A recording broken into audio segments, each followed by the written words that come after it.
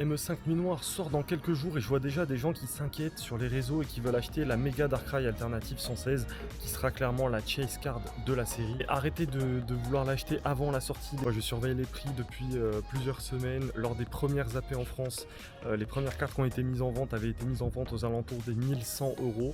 Aujourd'hui vous pouvez la retrouver entre 400 et 500 €. Dans quelques jours, au moment de la sortie, elle sera dans les 200, entre 200 et 300 €, quelque chose comme ça. C'est à ce moment-là qu'il faudra l'acheter. Une fois la série sera sortie depuis 3-4 jours à peu près. Après, elle se remettra à augmenter, exactement ce qui s'est passé pour ME2. ME2 est l'exemple parfait, puisqu'on a une chase card dans la série, tout le reste n'est pas terrible. Ces petites séries de méga évolution où vous avez qu'une seule grosse alternative et tout le reste qui est pas foufou, dites-vous que ça va suivre à peu près la même trajectoire. N'enflammez pas pour ce méga Darkrai qui a été, oui, certes dessiné par Egawa, qui est très beau, etc., qui va dans la continuité de la fresque avec les Gold de Zénith.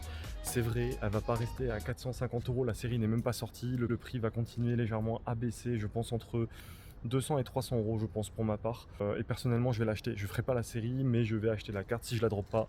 Évidemment dans mon ETB, mais ça on le saura dans quelques plus de conseils, d'infos, de bons plans, d'ouverture et de live, n'hésite pas à t'abonner.